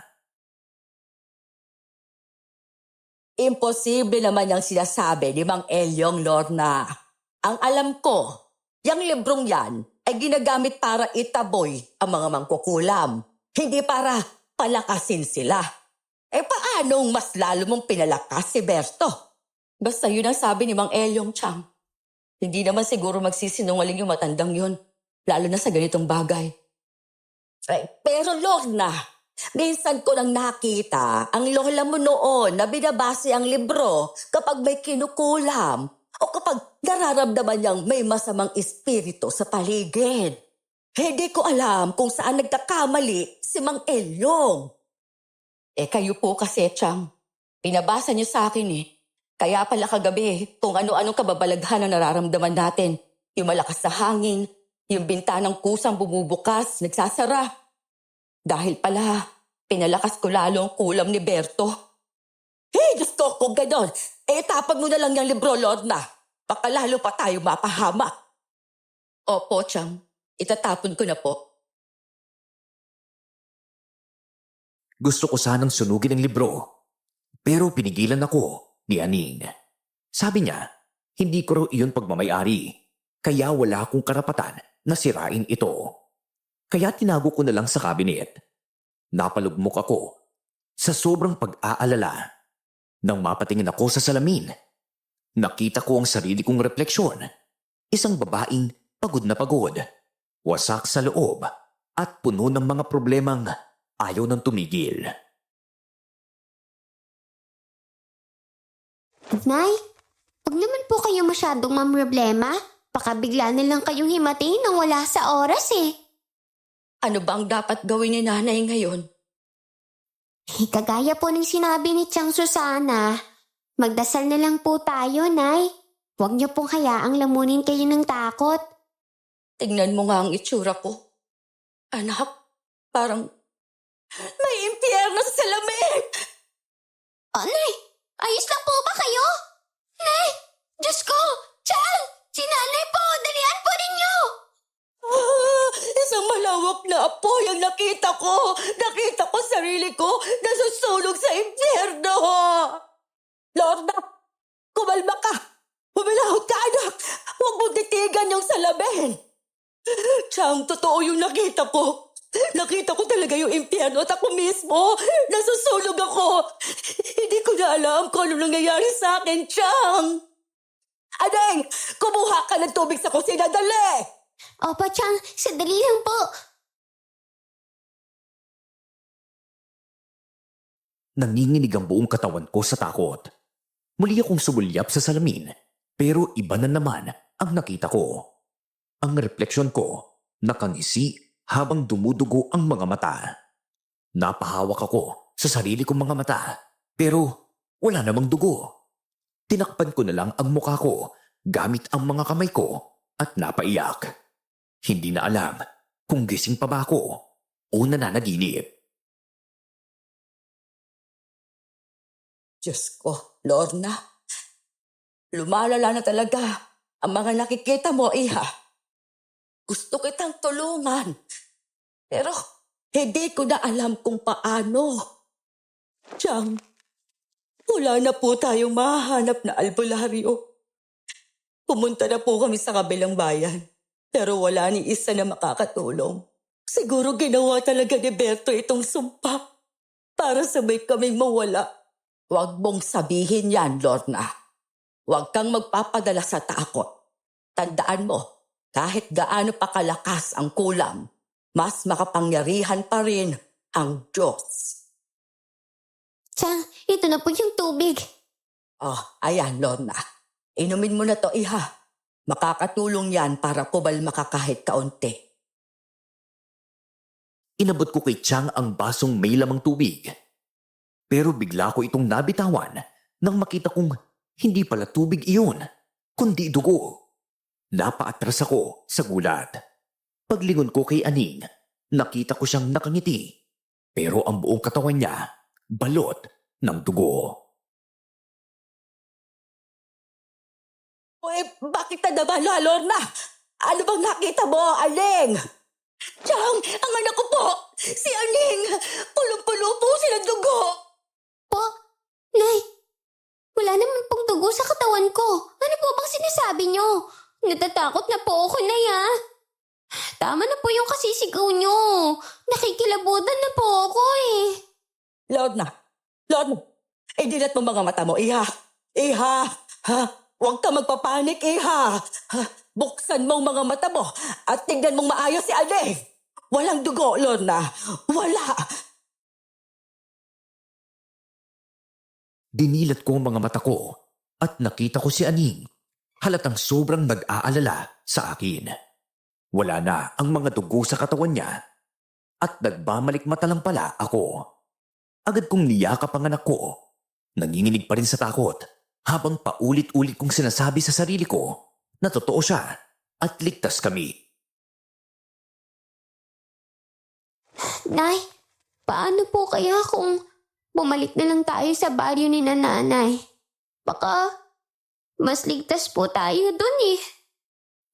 Anak, ano naman ang gagawin natin doon? Wala rin namang albularyo sa baryo. At pag-uwi natin, siguradong pag-uusapan lang tayo ng mga tao. Wala na rin kasi akong kakilala na manggagamot dito, Lorna. Parang lahat ng kilala kong albularyo wala na o kaya'y lumipat na ng lugar. Nay, natatakot po ako. Baka mabaliw din kayo kagaya ni tatay. Paano na po ako kung sabay kayong mawawala sa akin? Si Chang Susana na lang po ba mag-aalaga sa akin? Patawarin mo ako, anak, ha? Hindi ko naman ginusto ito Takot na takot din ako, anak. Pero pangako ni nanay, lalaban ako. Hindi ako susuko. Ang tatay mo, hindi niya alam kung gaano kasakit ang lahat ng ito. Hanggang ngayon, masama pa rin po talaga ang ugali ni tatay. Kung nagawa pa niyang kulamin kayo, Nay, parang hindi niya talaga kayo mahal.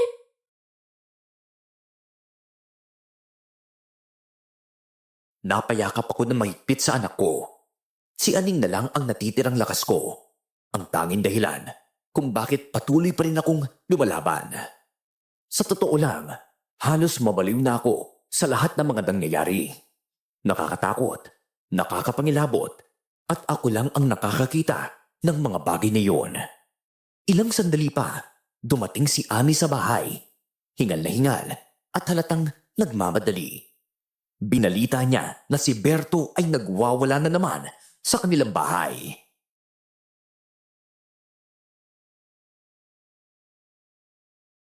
Lorna, kumusta ka naman? Grabe ang asawa mo, nagwawala na naman kagabi. Naniniwala na talaga ako Nasisiraan na siya ng bait. Ami, sa totoo lang, parang ako rin, malapit nang mabaliw.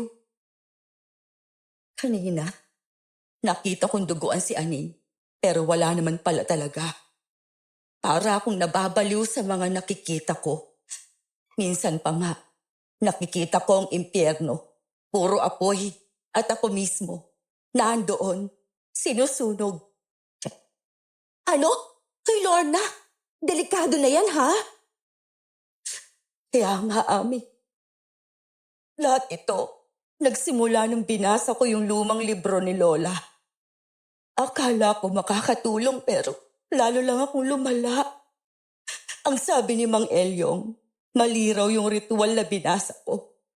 Pampalakas daw ng mangkukulam. Ay naku, Lorna. Bakit ka kasi nagbabasa ng kung ano-anong libro na hindi mo alam kung saan galing? Utos kasi ni Chang. Ako, naniniwala ka pa rin dyan sa Chang mo Matanda na yun. Minsan kung ano-ano na lang ang sinasabi. Oh, eto nga pala. May dala akong prutas at unting pera, ha? Pambili niyo ng merienda ni Aning. Regalo ko na rin. Palagi mo naman akong sinasamahan Alam mo namang hindi ako sanay tumanggap ng pera pero ngayon, hindi ko tatanggihan yan. Hindi na rin ako makapagtrabaho ng maayos Salamat, Ami. Naiintindihan ko, Lorna. Sige na, aalis na muna ako, ha? Salamat talaga, Ami. Kasi kahit ganito na ang sitwasyon namin ni Aning, hindi mo kami iniiwan. Tumango si Ami at nagpakita ng matamis na ngiti sa akin bago umalis. Pero sa pagmamadali niya, naiwan niya ang kanyang pitaka. Pinahabol ko iyon kay Aning, kaya mabilis siyang tumakbo palabas ng bahay. Saktong dumating naman si Felix, ang pamangkin ni Berto. Halatang may mahalagang sasabihin.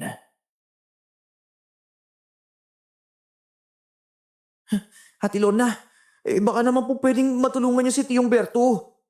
Hindi ko na talaga kaya yung mga pagwawala niya At saka, asawa niyo pa rin naman po siya, di ba? Obligasyon niyo rin naman po yun. Pasensya ka na, Felix. May nararamdaman din akong hindi maganda. Gusto ko siyang tulungan pero para bang pareho na kaming nawawala sa katinuan. Bakit po ba nangyayari to sa inyong mag-asawa? Si Chong, nag-iiba na po ang anyo niya. Yung balat niya parang nagkakabitak-bitak Tapos may uod na lumalabas. Ang baho pa ate. Puno ng nana ang katawan. At saka hindi lang po yun Pati boses niya. Parang boses na ng halimaw. Ano? Opo. Namumulan na rin yung mga mata niya. Konti na lang baka hindi na niya ako makilala Hindi ko na talaga alam ang gagawin ko. Ang lakas-lakas na niya ngayon. Kahit itali ko pa, napuputol niya lahat ng tali. Para po siyang may kakaibang lakas. Arin kay Berto? Hindi ko rin po alam. Pero may mga ugat na kulay itim na tumutubo sa mukha at katawan niya. Para na siyang hindi tao. Parang demonyo na. Ang kinakatakot ko pa. Paano kung tuluyan siya mawalan ng katinuan at baka pati ng tao? Kaya pakiusap po, ate. Bilang asawa po niya, baka kayo lang ang makakapagpigil o makakatulong sa kanya. Felix, alam mo ba?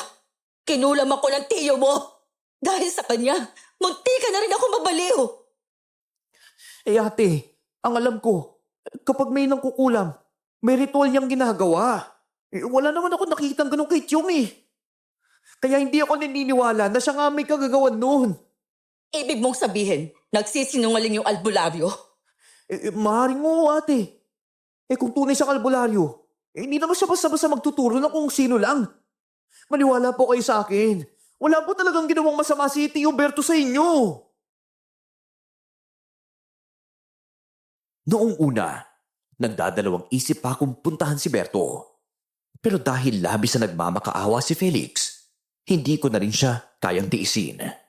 Awang-awa ako sa kanya at ang tanging hiling lang niya ay makita ko si Berto. Kahit sandali lang para malaman ko kung ano na ang kalagayan ng asawa ko. Ate Lorna, maniwala po kayo sa akin. Hindi magagawa ni Tiyong Berto na ipakulang po kayo. Simula pa nang dumating ako bago siya nagkaganon. Palagi niyang binabanggit ang pangalan niyo eh. Wala siyang ibang sinasabi. Kundi gusto niyang magkaayos kayo at mabuo ulit ang pamilya ninyo. Felix, siguraduhin mo lang ha, na hindi ako sasaktan ng tiyo mo. Hindi ko nakakayanin kung mangyari pa yun. Lord, sigurado ka na ba? Gusto mo pa talagang makita yung taong nagpakulam sa'yo? Ngayon lang naman po, Chang. Gusto ko lang po matapos na ito. Tara na po ate. Puntahan na po natin siya. Bago pa naman lang lagi ni Chong. Iha, mag-iingat ka ha. Kapag naramdaman mong sasaktan ka ni Berto, umalis ka na kagad. Umuwi ka na. Huwag kang magpapahuli sa tao. Paglabas namin ng bahay, nakita kong paparating si Aning. Hingal na hingal. Parang may humahabol sa kanya. Agad siyang tumakbo papunta sa akin at mahigpit na yumakap. Sa mga paa ko, halatang takot na takot.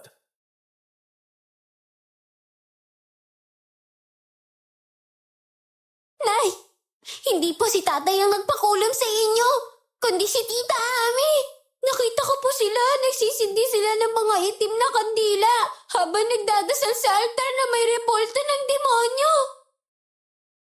Oh, sigurado ka ba anak? Hindi mo lang ba napagkamalan?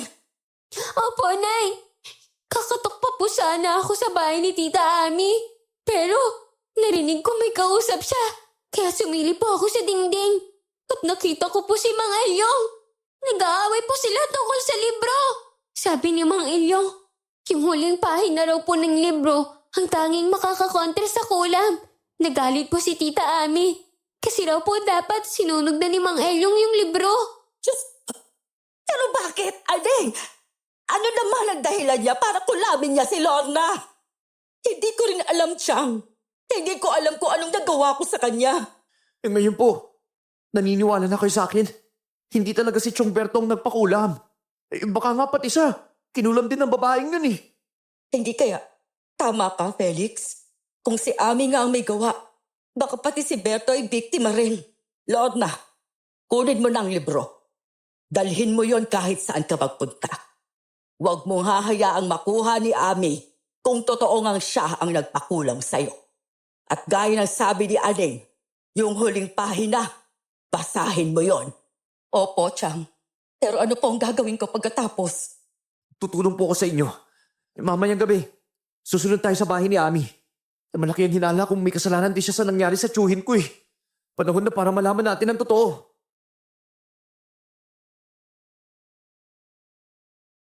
Hinanda ko ang libro at naghihintay kami hanggang sumapit ang gabi. Pagdating ng tamang oras, sama-sama kaming apat na nagtungo sa bahay ni Ami. Tahimik kaming sumalakay, dala ang kaba at galit. Doon namin natuklasan ang katotohanan. Nahuli pa naming nag-uusap si Mang Elyo at si Ami sa likod ng kubo. Ami, ito na ang huli ha. Ginawa kong itago ang lahat kay Lorna dahil anak kita. Wala akong pakialam, Itay. Kailangan nila mawala sa landas ko. Wala nang pwedeng humadlang sa akin. At kung si Berto lang naman ang may atraso sa'yo, abay bakit kailangan mo pang idamay si Lorna kasi? Wala siyang kasalanan sa'yo, Ami. Idadamay ko kung sino ang gusto ko. Hindi mo ako kayang pigilan, Itay. Ami, kahit anak kita, isa ka na ngayong kalaban. Sa susunod na ulitin mo to. Hindi na ako mangangako na poprotektahan pa kita. Ako mismo ang tatapos sa'yo! Subukan mo, Itay. Alam mong hindi mo kaya. Kaya ko, Ami. Kaya ko. Kaya nga itinuro ko si Berto kay Lorna para lumakas lalo ang pangkulam mo. Habang akala mo sa kanya nakatutok ang sumpa. Pero tandaan mo to, kung ipagpapatuloy mo pa yan, ako mismo ang sisira sa lahat ng itinayo mo.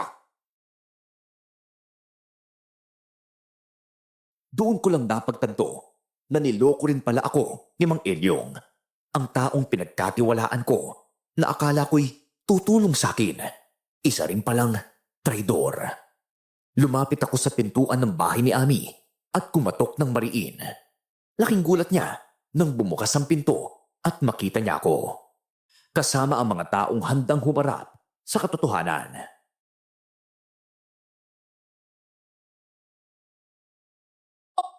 Anong ginagawa niyo rito? Ano ka, Abi? At ikaw din, Mang Elyong! Mga traitor kayo! Ikaw, manggagamot ka, pero kinonsente mong anak mo mangkukulam! Wala akong ginawa. Matagal kaming nagkahiwalay ni Ami. At ito lang ang hiniling niya sa akin nang magbalik siya. Bilang ama, paano ko siya tatanggihan? Ami, paano mo nagawa sa akin ito? Isa ako sa mga babae ng asawa mo. Akala ko, kapag umalis ka, ako nang pipiliin ni Berto. Pero ikaw pa rin ang pinuntahan niya. Hindi ko matatanggap, Lorna. Kaya mas mabuti pa, sabay kayo mamatay ng asawa mo. Naging babae ka ni Berto. Hindi mo na kailangang malaman. Ang mahalaga, matatapos na rin ang lahat. Si Berto ang papatay sa'yo. At ako naman ang tatapos sa kanya. Ate Lorna! Si Tio Humberto! Ayan na siya!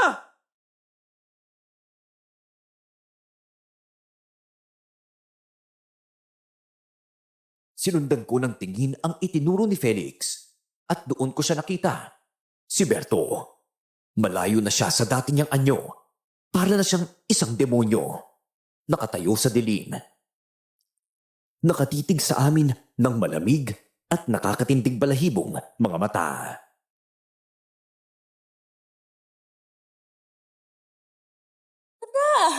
Tingnan mong itsura ng asawa mo.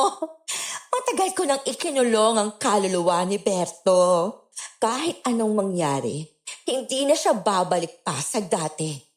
Isang demonyo na ang nakatira sa katawan niya ngayon. Alam mo namang wala na akong pakialam kay Berto, pero ikaw? Paano mo nagawa to sa akin? Pinagkatiwalaan kita. Parang kapatid ng turing ko sa'yo. Kaya lang naman ako nakipagkaibigan sa'yo, Lorna.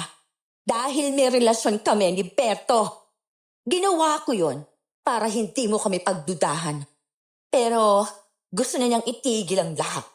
Natakot siya na mahuli mo. Kaya ayun, kailangan kong gumawa ng paraan.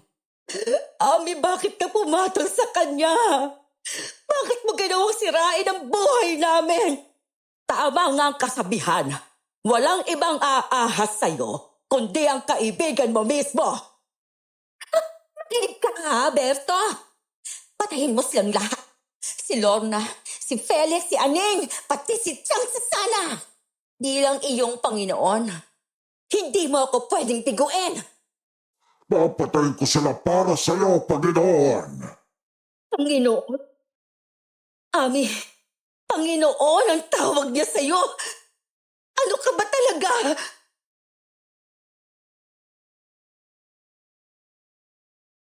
Humalakhak lang si Ami ng mga sandaling iyon. Tila baliw sa ginagawa niyang kasamaan. Lumapit si Berto sa amin. Mabigat ang bawat hakbang niya. Pero bago pa siya makalapit, hinarang siya ni Felix. Sinubukan ni Berto siyang suntukin, pero nakailag ang binata at mabilis na nakaganti ng isang malakas na suntok sa mukha ni Berto. Ngunit parang wala lang yun sa asawa ko, ni hindi siya natinag. Bagkus ay ngumiti pa siya ng nakakatakot. Sa isang iglap, buong lakas niyang sinuntok si Felix sa tiyan. Dahilan para mapaluhod ang binata sa sakit.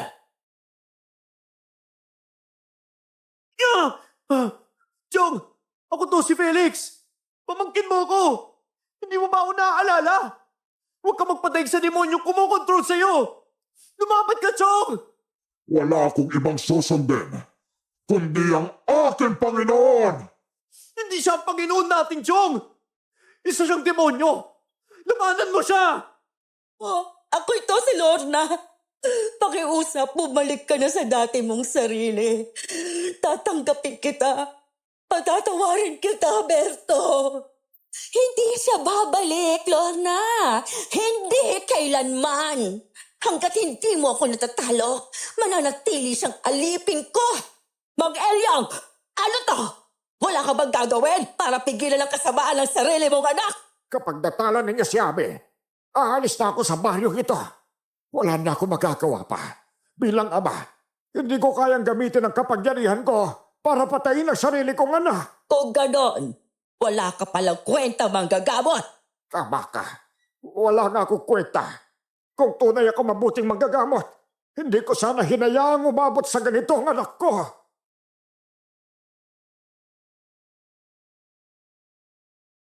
Makikita kay Mang Elyong na labag sa loob niya ang mga ginagawa ng anak niyang si Ami. Halatang gusto niyang tumigil na ang lahat. Pero wala siyang magawa. Sinipa ni Berto si Felix. Pero kahit hirap na hirap, nakakabangon pa rin ang binata. Samantala, si Tiang Susana naman ay kumuha ng malaking kahoy at palihim na lumapit sa likuran ni Berto. Akmang hahampasin niya ito, pero mabilis na nasalo ni Berto ang kahoy. Mahigpit ang kapit at malabig ang tingin niya kay Tiang. Isa ka pang matanda na! Kaya kami naghiwalay ni Lorna dahil isa kang sorcerera! Tiyan Susana! Ikaw ang laging nag-uutsok sa kanya! Yaman sa akin! Ano? Anong balak mo gawin, ha? Bakit mo kinukuyom yung kamao mo sa harapan ko? Sige, subukan mo! Chang, huwag niyo siyang patulan. Hindi si Berto yung nagsasalita. Si Ami yan. Gagamitin ko si Berto para patayin kayo lahat! Para kahit sa huling sandali ng buhay ninyo, masabi ninyong walang kwenta si Berto! Ikaw, Ami, ikaw ang tunay na sumira sa amin. Ang kapal mo magsalita. Kung makapagsabi ka pa doon na hiwalayan ko si Berto, para nag-aalala ka. Pero yun pala, yun lang talaga ang gusto mo. Mahal ko si Berto. Kaya hindi ako papayag na maging masaya kayong dalawa. Kung hindi siya magiging akin, mas mabuti pang wala siya at wala ka rin.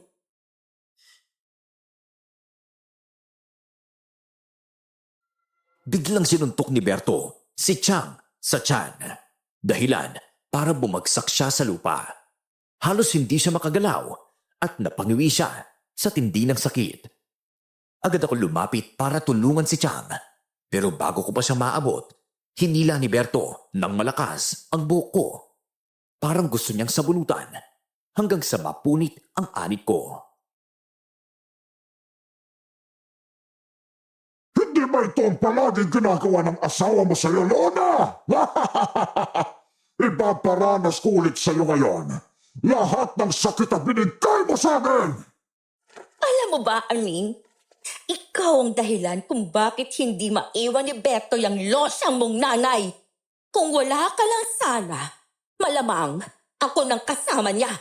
Kaya siguro mas maganda, ikaw na muna ang papatayin ng tatay mo. Ami, huwag! Huwag nadamay ang anak ko! Ako na lang! Nakikiusap ako sa'yo, ako na lang ang kunin mo! Tita Lorna! Gamitin niyo na ang libro! Basahin niyo ang ulimpain na! Yun lang ang makakaputol sa kulang na bumabalot sa inyo ni Chong Berto! Libro? Opo, narinig ko po yung usapan niyo ni Mang Elyong. Alam ko na sa huling pahina ng libro ang pangontra ng kulam niyo. Malas niyo lang po kasi dala namin ni Nanay ang libro ngayon. makakaligtas. Hindi mawawala ang sumpa hanggat hindi si Lorna mismo ang nagbabasa. Sige na, Berto. Patayin mo na ang babaeng yan. Bigla akong binuhat ni Berto at malakas na inihagis sa malaking puno ng kahoy. Ramdam ko ang kirot sa likod ko. Halos mawalan ako ng malay.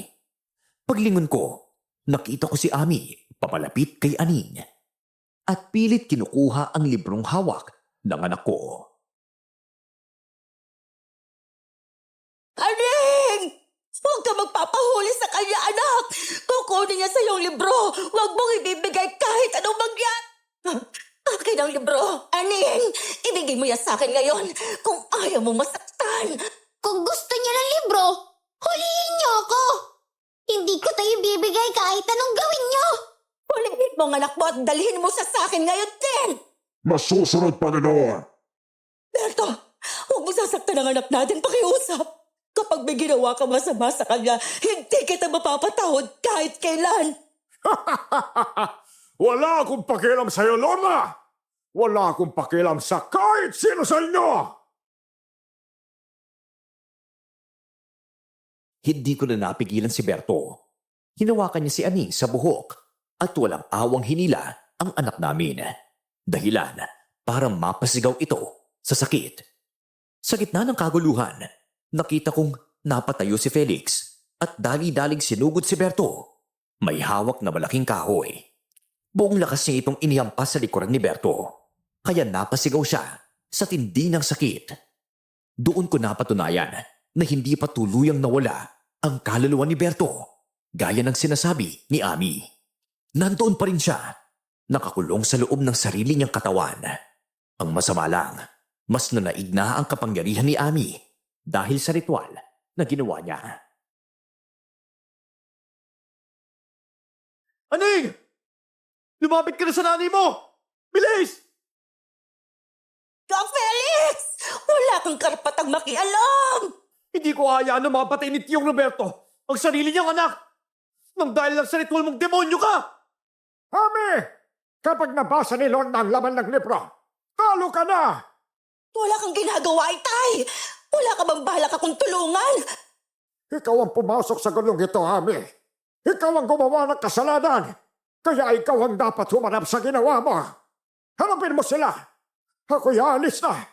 Kung sino man ang madadalo sa inyo sana matahimik na ang lahat. Hindi mo ako pwedeng iwan sa ere, Itay! Hindi mo ako pwedeng talikuran ngayon! Nagkasala na ako dahil sa iyo, Ami.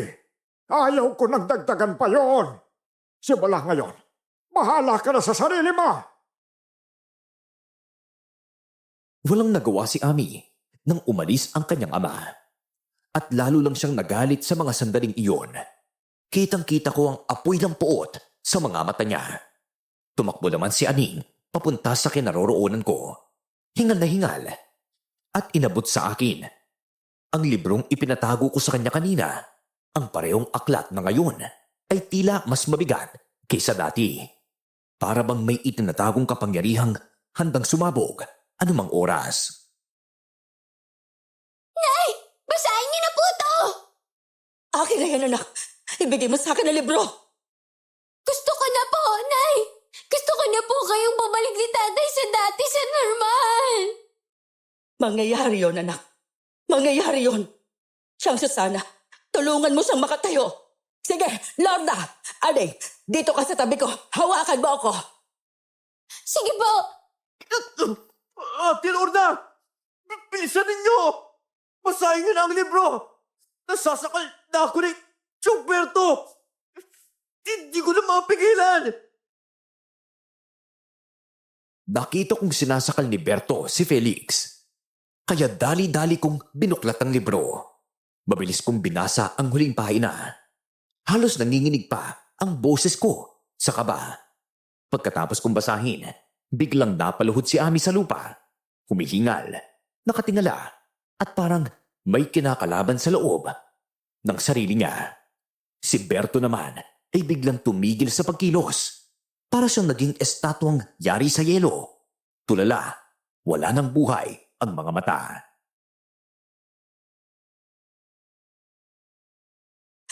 Para may alibyo nga. Lorna, gumagana yung ritual na binasa mo. Ate Lorna, tingnan mo si Ami. Nangihina na siya. Nay, mamamatay na po ba si Tita Ami? Hindi ko rin alam, anak. Pero ang tanging gusto ko lang, mawala na ang kulam sa amin ng tatay mo. Walang hiya ka, Lorna.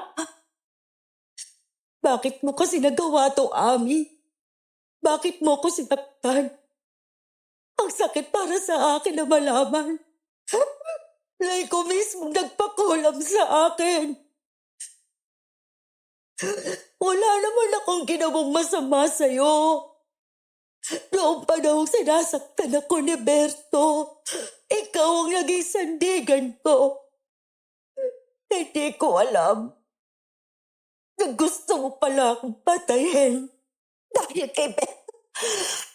Dahil sa kanya, hindi ko matanggap nang sabihin niyang hindi raw kita kailanman malalamangan. At naniniwala ka pa talaga sa kanya. Ami, alam mong babaero si Berto mula pa noon. Sana hindi ka nalang pumatol. Pero wala na tayong magagawa. Gusto ko pang mabuhay. Dahil may anak akong umaasa sa akin, Ami. Kaya patawarin mo ko.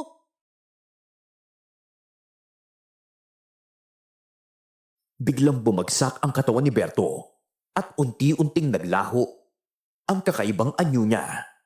Habang pinagmamasdan ko, dahan-dahan siyang bumalik sa dating Berto na nakilala ko. Mahina at walang malay. Samantala, si Ami naman ay lalo pang nanghina. Nakita kong umaagos ang dugo mula sa kanyang ilong. Marami at tuloy-tuloy na para bang hindi na niya kayang pigilan. Ami, ano nangyayari sa'yo? Felix, bilis, tulungan natin siya. Hindi ko kailangan ng tulong mo, Lorna. Lumayo ka sa akin. Ang dami na, baka maubusan ka na. Halika na, dadaling kita sa center bago ka tuluyang himatayin. Ako, hayaan mo na ako mamatay. Hindi na ako gagaling dahil ang binasa mong ritual. Yun mismo ang nagbalik sa kulam sa akin. Anong ibig mong sabihin? Ngayon, magiging masaya na kayong mag-asawa ni Pep. Pero tandaan mo to, Lorna. Ang manluloko pa rin hanggang sa dulo. Lorna, huwag kang maawa sa kanya. Wala kang kasalanan sa lahat ng ito. Tama ang tiyak mo. Wala kang kasalanan. Ang may kasalanan sa lahat. Maya-maya pa, lumabas ang dugo sa tenga, mata at bibig ni Ami. Para siyang sumusuka ng sarili niyang dugo. Ang hindi ko maintindihan, bigla na lang lumiit ang katawan niya. Parang unti-unting nauupos at pati laman ay sumasama sa pag-agos ng dugo. Nanlaki ang mga mata ko sa nakita ko. Ilang saglit lang, kalansay na lang ang natira sa kanya. Kasabay niyon, nagising si Berto. Humihingal at litong-lito na parang galing sa isang masamang panaginip. Lorna, asawa ko! Teka, bakit tayo nandito? Anong nangyayari? Nandito kami para tapusin ang lahat. Para patayin ang mangkukulam na sumira sa inyo. Oo, Berto. Si Ami ang kumulam sa ating dalawa. Dahil dati mo pala siyang naging babae. Walang hiya ka talaga. Oo na. Aminin ko. Naging babae ko siya pero hindi ko alam na sinisira niya pala ako sa iyo, Lorna. Nang malaman ko, tinapos ko na yon. Nakipaghiwalay ako dahil ikaw lang talaga ang mahal ko. Naku, patawarin mo na ako, Lorna. Tanggapin mo sana ulit ako, magbabago na ako. Para sa inyo ng anak natin. Magbabago? Ha? Alam mo ba kung anong ginawa mo sa amin, ha? Sa akin? Sa anak mo? Oo, alam ko naman yun. Alam kong mali ang lahat ng nagawa ko pero Kung ayaw mo na makipagbalikan tatanggapin ko na lang yon. Basta hayaan mo lang akong makabawi. Hayaan mong patunayan ko sa'yo kung gaano kayo kahalaga sa akin, Lorna. Lumuhod si Berto sa harapan ko.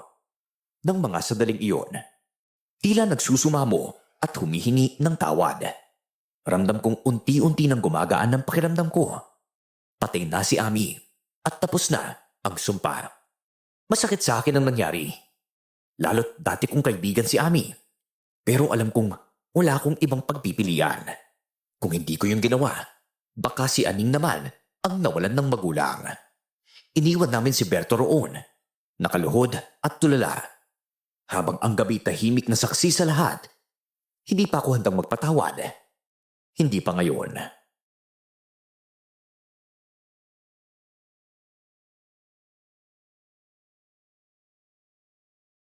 Magpapaalam na po ako, Ate Lorna. Babalik na ako sa baryo namin Naghihintay kasi doon ang kasintahan ko Magpapakasal na kami. Napo, ang saya naman yan. Pero tandaan mo, Felix, siguraduhin mong hindi mo sasaktan yung babae, ha? Huwag kang tutulad sa tiyo mo. Ang daming babae, tapos puro alak pa. Hindi ko po may papangako yan ng buo. Kasi, totoo, marami talagang pwedeng magbago sa buhay. Pero sisikapin kong maging mabuting asawa. At lalong higit isang mabuting ama para sa magiging anak namin. Alam mo, bilib din ako sa'yo, Felix? Nagtagal ka talaga dito? Sa kabila ng hirap na pinagdadaanan ng tiyuhin mo. Hindi lahat gagawin yan. Oo naman po. Naawa rin ako sa kanya. At saksi ako sa pagsisisi niya. Lalo na, bago pa siya tuluyang lamunin ng kulang. Kaya Ate Lorna, alam mo, mahal ka pa rin ni Chong. Alam ko, Felix. Pero pag tinignan ako ng mga tao, pagtatawanan lang nila ako kapag tinanggap ko ulit siya. Kailangan ko munang pag-isipan ng lahat ng maayos. Sobrang nadala na ako sa lahat ng nangyari. Ayokong magkamali ulit.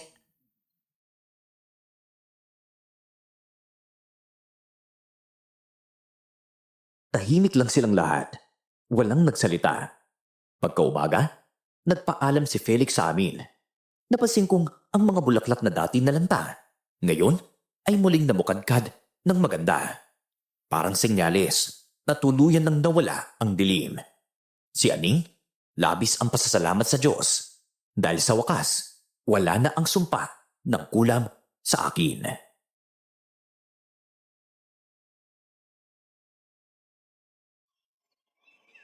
Nay, akala ko po talaga. Tuluyan na kayong mababaliw at mawawala sa akin Pero, mabuti na lang po. At may naiwan na ganitong libro si Lola. Nailigtas kayo pati si tatay. Oo nga, anak. Ang akala ko dati, walang kwenta yung librong yun. Pero hindi ko alam na yun pala ang makapagliligtas sa atin. Nasaan po kaya si Chang Susana? Maaga siyang umalis kanina. Baka nasa bukid na naman. Alam mo naman si Chang, parang sinasakal kapag matagal sa bahay. Masaya po ako, Nay.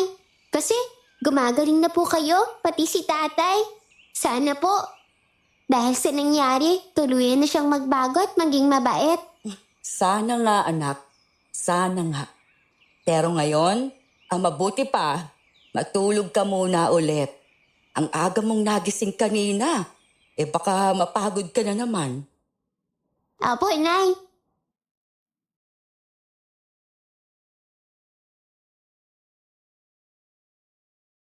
Pagbalik ni Chang galing sa bukid, ibinalita niya sa akin na umalis na raw si Mang Elyong sa baryo.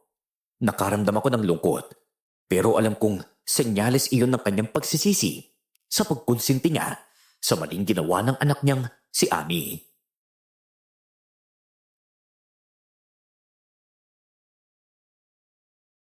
Alam mo, matagal ko nang alam na may anak si Mang Elyong. Pero hindi ko inakala na si Ami pala yun. Tapos na po ang lahat, Chang. Nalulungkot ako sa nangyari kay Ami. Pero yun lang talaga ang paraan para matapos ang gulo at maging maayos ang lahat. Wala na rin tayo magagawa. Ikaw, Lorna, ano naman ang plano mo kay Berto ngayon? Sa ngayon po, hindi ko po alam, Chang. Kailangan ko pa sigurong ayusin ang sarili ko bago ko siya harapin ulit. Ayokong manghimasok sa buhay mo, Lorna. Pero tandaan mo, kung ano man ang maging desisyon mo, susuportahan kita. Salamat po talaga, Chang, sa lahat ng tulong. Sa pag-aalalay sa amin ni Aning, hindi ko alam kung anong mangyayari kung wala ka. Walang anuman, Iha. Ang mahalaga, ligtas na kayo.